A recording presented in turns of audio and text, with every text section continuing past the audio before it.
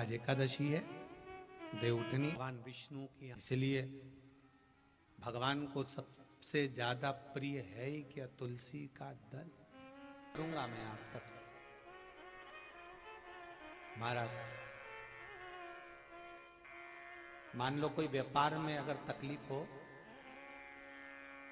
कमाई अच्छी नहीं हो रही हो, व्यापार नहीं चल रहा हो, तो निवेदन करूंगा कि किसी के चक्कर में मत पड़ना, कहीं जाकर पूछना मत ही। केवल देव उठनी एकादशी के दिन जो अभी आने वाली है, कार्तिक के महीने में देव उठनी एकादशी, इस दिन एक सिक्का, जब रात्रि को आप तुलसी जी की पूजन करें, ठाकुर जी की पूजन करें, एक सिक्का उसको नीचे रखकर उसको भगवान को विराजमान कर कर, तुलसी माता या शालिग्राम जी को विराजमान कर कर फिर पूजन करना।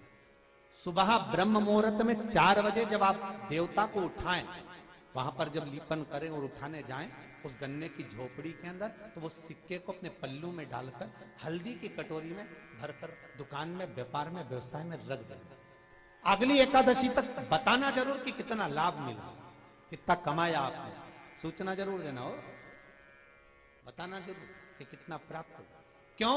क्योंकि नारायण जब देव उठनी एकादशी पर उठते हैं, जब मेरे भगवान विष्णु अपना चरण नीचे रखते हैं, तो एक कुबेर और दूसरी स्वयं लक्ष्मी भगवान के चरण को अपने हाथों में झेल लेती है। तो जिस स्थान पर आप देवता को उठा रहे हो, जिस स्थान पर आप भगवान की आराधना कर रहे हो, जिस स्थान पर आप भगवान को जगाने का प्रयास कर रहे हो, वहां आप अगर लक्ष्मी को विराजमान कर देंगे तो नारायण का चरण और लक्ष्मी दोनों कुबेर के साथ हमें प्राप्त हो सकते।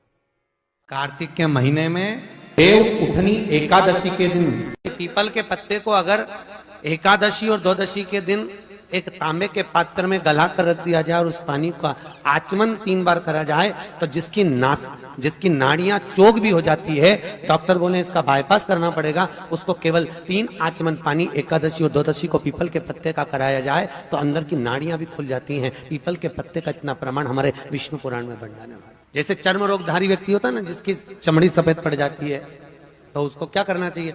केवल हिंदू धर्म में केवल एक पीपल का वृक्ष है जिसका पराग झड़ता है, और वो रात्रि को लगभग 10 बजे से 12 बजे के भीतर, 9 बजे से 12 बजे के भीतर पीपल के पेड़ के पत्ते का पानी झड़ता है, उसके नीचे एक थाली रख देना चाहिए, और उस थाली में पीपल के पेड़ के नीचे रख दो, और उसका पराग जब झड़ जाए वो पानी को बाल्टी में धो लो, और धोने के बाद थाली को उस पानी से 15 दिन, 8 दिन, 20 दिन स्नान करिए, धीरे धीरे चर्म रोग समाप्त हो जाता है। सफेद जो चमड़ी पड़ी वो वापिस अपने रंग में आना चालू हो जाती है।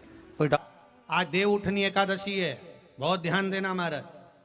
जिन बेटा बेटी का विवाह नहीं हो रहा, 30-30 साल के हो गए, 28 साल, 40 साल, 25 साल के हो गए, विवाह नहीं हो रहा, तो आज बेलपत्री पर दोनों पत्तियों पर लाल चंदन लगाइए और बीच वाली पत्ती पर पीला चंदन लगाइए। जिसका विवाह नहीं हो रहा उसके लिए का है, आज ही करना पड़ेगा। परंतु देव उठनी एकादशी के दिन आज ही का है, बस साल में एक ही बार होता है वो। नीचे की दोनों पत्ती पर लाल चंदन और बीच वाली पत्ती पर पीला चंदन।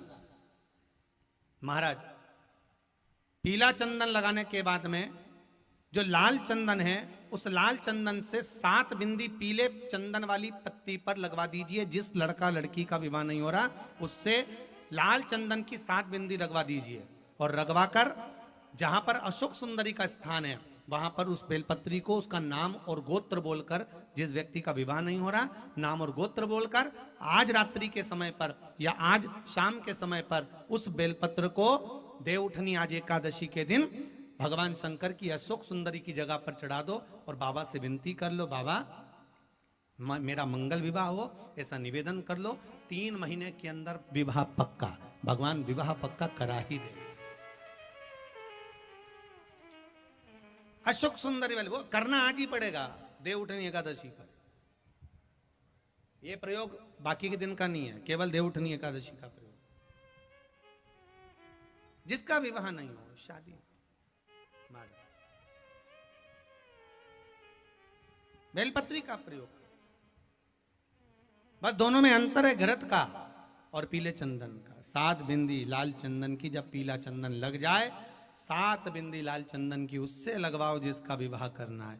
जिसका विवाह नहीं हो रहा उससे लगवाइए। एकादशी के दिन बन सके एक बेलपत्र, उस बेलपत्र के मध्य भाग में बीच वाली पत्ती पर लाल चंदन और दोनों पत्तियों पर पीला चंदन, नीचे वाली दोनों पत्तियों पर पीला चंदन, बीच वाली पत्ती पर लाल चंदन और दोनों पत्तियों पर पीला चंदन। और इसी बेलपत्र के साथ में जो लाल चंदन वाला जो पत्ती है उस पर एक श्वेत पुष्प, सफेद फूल रखकर आप अपनी कामना कर कर, जब आपको जल चढ़ाते चढ़ाते 3 महीना, 4 महीना, 5 महीना, 6 महीना आपके हो जाए और बाबा देव अधिदेव महादेव को जल चढ़ाते चढ़ाते समय बीत जाए, तब बाबा से अपने दिल की बात कहने के लिए लाल चंदन, सफेद पुष्प, पीला चंदन दोनों पत्तियों पर अपने हाथ में लेकर कामना कर कर अशोक सुंदरी वाली जगह पर जब हम उसको समर्पित कर, अशोक सुंदरी वाली जगह पर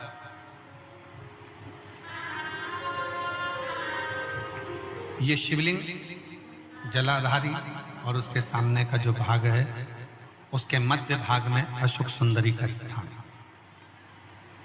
बस इसी स्थान पर बेलपत्र और श्वेत पुष्प,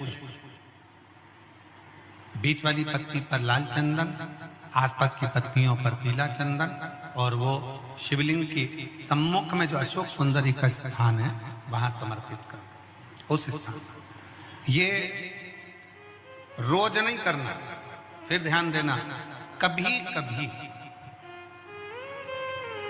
4-6 महीने निकल जाएं, 8 महीने निकल जाएं, 3 महीने निकल जाएं, 5 महीने निकल जाएं, उस स्थान, और ये हमने एक बार नहीं बताया, इसको पहले भी वर्णन कर सकते। ये पचवीगन के अंतर्गत कार्तिक में भगवान विष्णु के, नारायण के, कृष्ण के, ठाकुर के, लड्डू गोपाल के, श्री भगवान के मस्तक पर लगाइए, चरणों में भी और मस्तक पर भी वो चंदन लगा, वो हरी चंदन। उसी चंदन, एक चंदन ऐसा होता है कि कार्तिक महीने में भगवान को लगाया जाता है, जिससे भगवान जीते जी एक बार मनुष्य से मिलते हैं, गले लगाते, हरी चंदन। और वो चंदन बाजार में नहीं मिले, भले लोग हरी चंदन नाम रख देंगे पर वो चंदन हरी चंदन निकला। हरी चंदन, हरी चंदन बनाने का नियम, तुलसी जब सूख जाए, तुलसी की जो जड़ होती है उसको संभाल कर रखो, कार्तिक के महीने में पानी डालकर थोड़ी हल्दी डालकर उसको घिसो, जैसे चंदन घिसते हो, उससे लकड़ी के घिसने पर चंदन की उत्पत्ति होगी। वो चंदन, ये पचवीगन के अंतर्गत कार्तिक में भगवान विष्णु के, नारायण के, कृष्ण के, ठाकुर के, लड्डू गोपाल के, श्री भगवान के मस्तक पर लगाइए, चरणों में भी और मस्तक पर भी वो चंदन लगा, वो हरी चंदन। उसी चंदन को चरण में से लेकर अपने मस्तक पर लगाइए, जीते जी एक बार श्री हरि आपको गले जरूर लगाए। इसको कहते हैं हरी चंदन। उस हरी चंदन का स्मरण,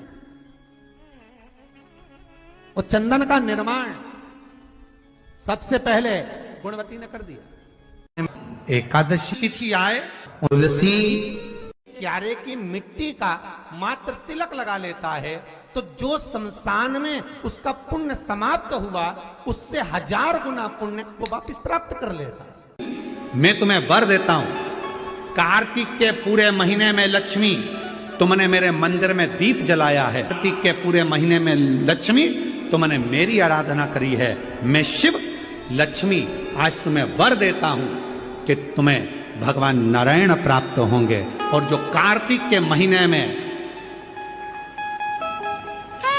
कार्तिक के महीने में जो शिव का स्मरण करेगा, जो लक्ष्मी का पूजन करेगा, उसके घर में नारायण लक्ष्मी दोनों प्रवेश करेंगे, उनका उद्धार करेंगे। कार्तिक के महीने में एकादशी के दिन जो तुलसी की डंडी को घी में भिगोकर अपनी कामना कर कर भगवान के सामने दिए में रखकर जला देता है, दिए की तरह उससे आरती उतार देता है, कहते हैं उसका जन्म दूसरी बार पृथ्वी पर नहीं होता, वो भगवान के गोलोक धाम में जिंदगी भर के लिए विराजमान हो जाता है, जिंदगी भर के। पीपल के पत्ते को अगर एकादशी और द्वादशी के दिन एक तांबे के पात्र में गला कर रख दिया जाए और उस पानी का आचमन 3 बार करा जाए तो जिसकी नाड़ियां चोक भी हो जाती है, डॉक्टर बोले इसका बाईपास करना पड़ेगा,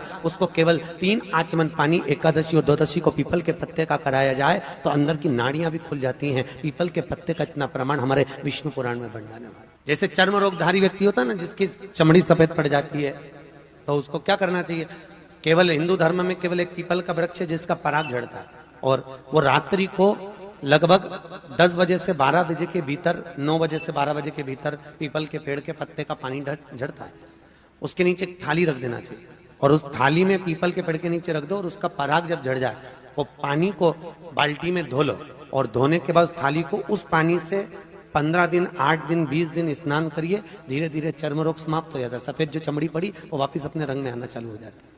कोई कार्तिक के महीने में एकादशी के दिन किसी भी मंदिर में, मंदिर ना हो तो अपने घर के मंदिर में शाम के समय पर उस तुलसी की लकड़ी का दिया भरकर उसमें घी डालकर उस दीप को प्रज्वलित कर देता है, जला देता है, दीप को प्रज्वलित कर देता है। उसके घर में कभी संपदा की कमी नहीं होती। महाराज विष्णु पुराण में स्पष्ट लिखा। सब्सक्राइब जरूर करें। एकादशी के दिन गंगा के जल में मात्र 7 बेलपत्री डालकर जो नंदीश्वर भगवान अर्थात जो शंकर जी के शिवलिंग के सामने नंदी होता है, उस नंदी के चरण पर गंगा का जल चढ़ाकर बेलपत्री शिव पर समर्पित कर देता है, उसके घर में रुपया रुकना चालू हो जाता है। फिर वो गलत जगह पर नहीं जाता, गलत स्थान पर वो धन जाएगा ही नहीं।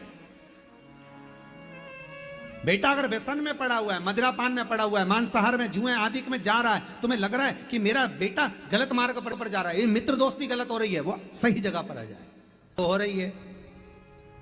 30,000 रुपये महीना, 40,000 रुपये महीना कमा कर लेकर भी आ रहे हो, कमाई तो आपकी हो रही है। 30-40 हजार रुपये महीना आप कमा रहे हो, 50,000 रुपये महीना, 1 लाख, 2 लाख, 4 लाख रुपए आप कमा भी रहे हो, पर आया और चला गया, उसका क्या करोगे?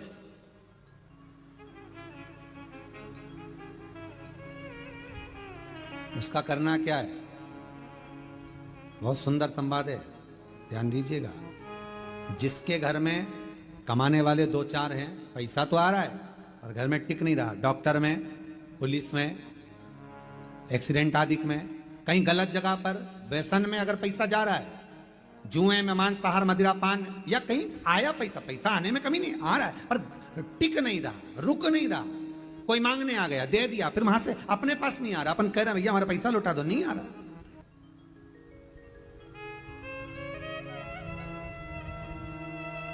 करना है एकादशी।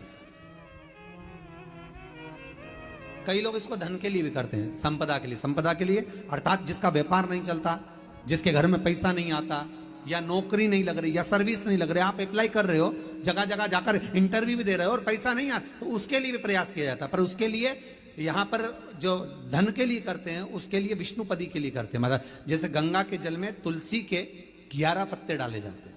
कितने पत्ते डालते हैं? 11 तुलसी के पत्ते डालते हैं, और उसको किसी भी नारायण के मंदिर में, राम कृष्ण शिव, शंकर नहीं, राम कृष्ण भगवान विष्णु, दत्त आदि जितने नारायण के मंदिर हैं, उस मंदिर में किसी भी पात्र में, एक छोटे से पात्र में उसको भरकर रखी आते हैं महाराज। उससे भी जॉब, सर्विस, नौकरी में सफलता प्राप्त हो जाती है, परंतु वो भी एकादशी को ही होता है। कुछ देर तक पात्र को रखा जाता है, फिर वही पात्र का जल किसी भी वृक्ष के नीचे डाल दिया जाता है, उससे भी नौकरी के लिए फायदा मिलता है। गंगा का जल कोई साधारण नहीं। पैसा, धन ज्यादा आने लगे तो पत्नी को कहना चाहिए कि देखो थोड़ा बहुत मेरा मन है, शिव महापुराण की कथा हो जाए, या फिर कहीं सत्कर्म में लग जाए, कहीं ब्राह्मण भोज, साधु भोज, सन्यासी भोज, गुरु जन में, संत जन में, साधु जन में, तपस्वी जन में कहीं लग जाए। ये धर्म पत्नी, जहां धर्म जुड़ा हुआ हो वो धर्म। महाराज कुछ तिथियां होती हैं, जिन तिथियों में अगर आप रोज गंगा का जल शंकर को नहीं चढ़ा सकते तो शिव महापुराण कथा कहती है, स्कंद पुराण कहती है, विष्णु पुराण कहती है, गर्ग संहिता कहती है, गीता गोरखपुर का कल्याण का गंगा अंक कहता है कि कुछ तिथियां भारत की भूमि पर ऐसी वर्णित है जिन तिथियों में भी गंगा का जल हम शिव को अगर एक बूंद भी समर्पित कर रहे हैं, गंगा का जल मात्र एक आधी चम्मच भी, आचमन जितना भी अगर हम शिव को समर्पित कर रहे हैं तो उसका सुख आनंदित है। जैसे पंचमी तिथि, नवमी तिथि, दशमी तिथि, एकादशी, प्रदोष, पूर्णिमा, अमावस्या, ये तिथियां हमारे यहाँ जो दी गई हैं, इन तिथियों में अगर हम गंगा का मात्र थोड़ा सा जल भी अगर जल के पात्र में डालकर गंगा जी का जल थोड़ा सा भी शिव के पास लेकर जा रहे हैं, तो ये एक भाव अपने भीतर होना चाहिए कि आप केवल गंगा का जल साधारण शिव मंदिर में समर्पित तो नहीं कर रहे हो, आप गंगा का जल भले अपने घर से लेकर जा रहे हो और थोड़ा सा भी जल ले जाकर अगर शिव को समर्पित कर रहे हो, तो तुम्हारे भीतर यह भाव होना चाहिए कि मैं गंगोत्री से जल भरकर सीधे रामेश्वर में ले जाकर गंगा के जल को समर्पित कर रही हूं। श्रावण के महीने में या अन्य महीने में आप शिव को समर्पित कर रहे हैं, यह आपके भीतर एक भाव उत्पन्न होना चाहिए। एक बात आपको कही थी गुरु महिमा में कि घर से जब निकला करो ना, तो भगवान देव अधिदेव महादेव का नाम लेकर श्री शिवाय नमस्तुभ्यम। घर से जब निकलो, कोई कार्य के लिए जा रहे हो तो आप श्री शिवाय नमस्तुभ्यम का स्मरण कर कर जाइए। आप किसी काम के लिए आगे बढ़ रहे हो, श्री शिवाय नमस्तुभ्यम का स्मरण कर कर जाइए। जिस समय आपके मुख से श्री शिवाय नमस्तुभ्यम का स्मरण हो जाए, या शिवलिंग का स्पर्श हो जाए, या शंकर का अनुमोदन कर कर ओम नमः शिवाय बोलकर, या राम बोलकर, कृष्ण बोलकर, शिव बोलकर, आपके भीतर जो रमा हुआ है, आप राम को मानते हैं आप राम को माने, हम मना नहीं करेंगे। आप कृष्ण को माने तो कृष्ण को माने, हम मना नहीं करेंगे। आपका दिल जिससे लगे, आपका चित्त वृत्ति जिससे लगे, और उस पवित्र भूमि में ना जाने कितने साधक, कितने साधु, कितने तपस्वी, कितने संत, कितने महात्मा, कितने जोगी, कितने सन्यासी, कितने ब्राह्मण जन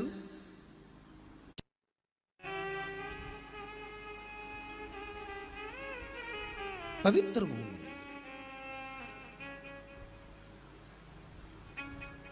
और उस पवित्र भूमि में ना जाने कितने साधक, कितने साधु, कितने तपस्वी, कितने संत, कितने महात्मा, कितने जोगी, कितने सन्यासी, कितने ब्राह्मण जन, कितने विद्वत जन इस भारत की भूमि पर भ्रमण करते रहते हैं, तप साधना करते रहते हैं, उपासना करते रहते हैं, मंत्र जाप स्मरण करते रहते हैं। और जब उनका मंत्र जाप का फल इस भूमि पर प्राप्त होता है, तो यहाँ की जो रज है, यहाँ की जो धूल है, यहाँ की जो माटी है, वो सुख का अनुभव करा देती है, एक आनंद का अनुभव करा देती है। श्री भागीरथ बाबा गंगा जी को लेकर आए।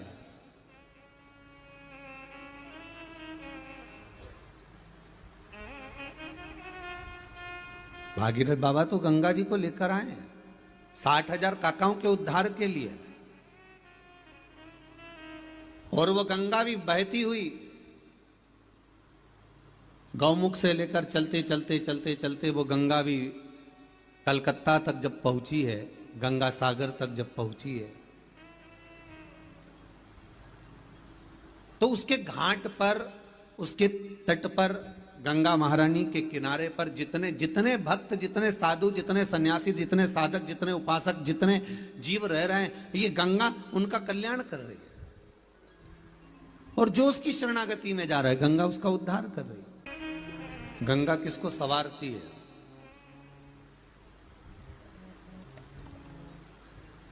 किसी ने कहा कि प्राण छूटे और गंगा जी में ले जाकर अस्थियों को छोड़ दो तो गंगा मोक्ष देती है। विष्णु पुराण में, गर्ग संहिता में, देवी भागवत में, शिव महापुराण में, स्कंद पुराण में लेख लिखे हैं कि गंगा जी ने शंकर जी से वर मांगा था कि मेरे जल में जब तक जीव की अस्थियां पड़ी रहेंगी तब तक वो जीवात्मा वैकुंठ का भोग भोगेगी।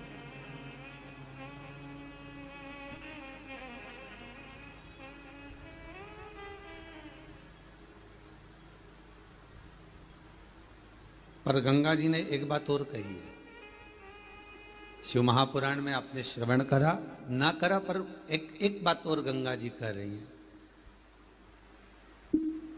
कि मैं तार दूंगी, मैं पापी से पापी जीव का उद्धार कर दूंगी, मना नहीं है। वैसे भी तो भारत की भूमि तो पावन पावन नदियां सारी की सारी जितनी भी हैं ये भारत की भूमि पर है,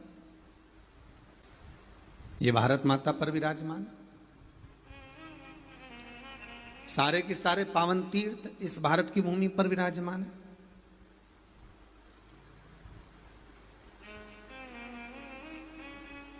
पुण्यमय नदियां, पुण्यमय तीर्थ, पुण्यमय तालाब, सरोवर जितने भी हैं ये सब इस भारत की भूमि पर हैं। गंगोत्री में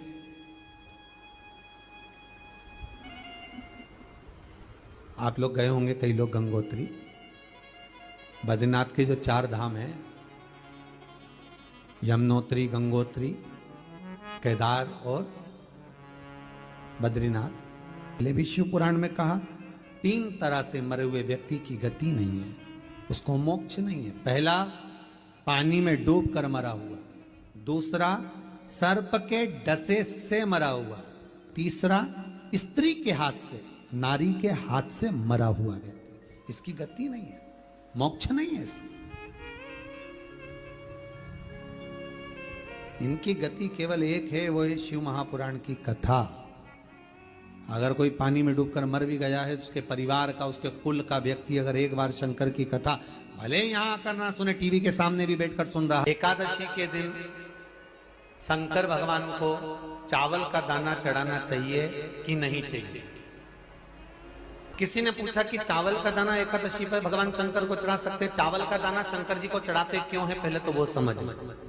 बेलपत्री का तो महत्व आपको बार बार बताया कि बेलपत्री शिव जी को क्यों चढ़ाई जाती है, कहीं रोग के लिए, कहीं बीमारी के लिए, कहीं किस कार्य के लिए, कहीं कोई कार्य के लिए, कहीं कोई कार्य के लिए। चावल का दाना अगर हम शंकर भगवान को चढ़ा रहे तो क्यों चढ़ा रहे हैं, उसका कारण क्या है? चावल का दाना शिव को चढ़ाने का केवल एक कारण रहता है कि चावल को अक्षत कहते हैं। अक्षत का मतलब होता है अक्षय।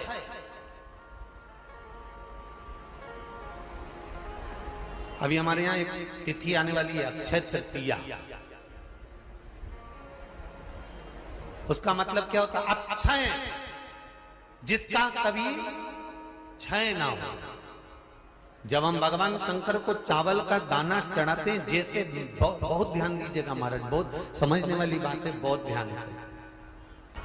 चावल का दाना हमारे मस्तक पर तिलक करने के बाद पंडित जी क्यों लगाते हैं कि भगवान जैसा समय आज चल रहा है, आप पूजन कर रहे हो, पाठ कर रहे हो, दान कर रहे हो, पुण्य कर रहे हो, सत्कर्म कर रहे हो, भजन कर रहे हो, मेरा देव अधिदेव महादेव, मेरा नारायण, मेरा सत्यनारायण भगवान, मेरा राम जी, मेरा विष्णु जी, मेरा भागवत मैया, मेरी रामायण मैया। ब्राह्मण मस्तक पर तिलक लगाने के बाद चावल इसलिए लगाता है कि जैसा समय आज चल रहा है, भगवान तुमको ऐसा ही समय बनाकर रखे और तुम ऐसे ही 4 चांद लगाते रहो, दान पुण्य संकीर्तन करते रहो। इसलिए मस्तक पर चावल का दाना लगाया जाए।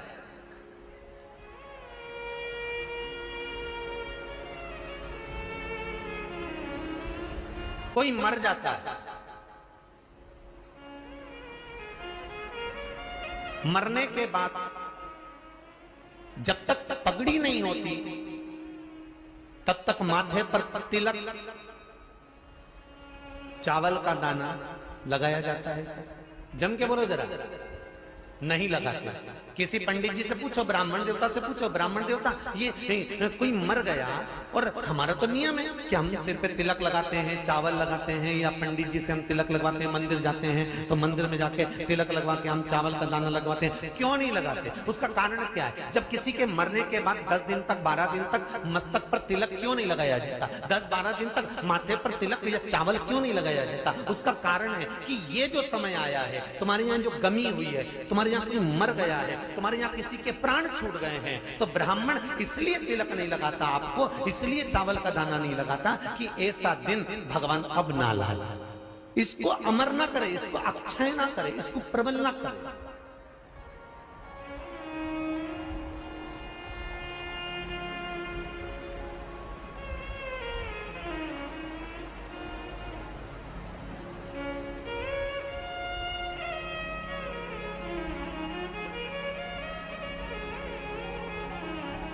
और जब चावल का दाना तो यहाँ शिव महापुराण की कथा करी, चावल का नाम शिव जी को क्यों चढ़ाते हैं, भगवान को क्यों समर्पित करते हैं, भगवान की पूजन में अक्षत क्यों समर्पित करते हैं, चावल क्यों समर्पित करते हैं, उसका कारण क्या है। तो कहा आज मैंने जब चावल का दाना आपको समर्पित करा है, जिस भाव से, जिस विश्वास से, जिस श्रद्धा से, जिस मन से मैं आपको रिझा रही हूं, हे भोलेनाथ मेरी ये मनोकामना पूर्ण कर, इसको अक्षय कर देना, इसको अमर कर देना, बस इतनी कृपा आप कर। किसी ने पूछा एकादशी के दिन चावल चढ़ाए कि नहीं चढ़ाए, तो यहां तो सीधी सीधी बात है, बीमारी देखकर थोड़ी ना आती है कि नवरात्र चल रहे हैं कि सावन का सोमवार चल रहा है, बीमारी तो बीमारी। तुम चावल मत खाओ। तिरुपति कौन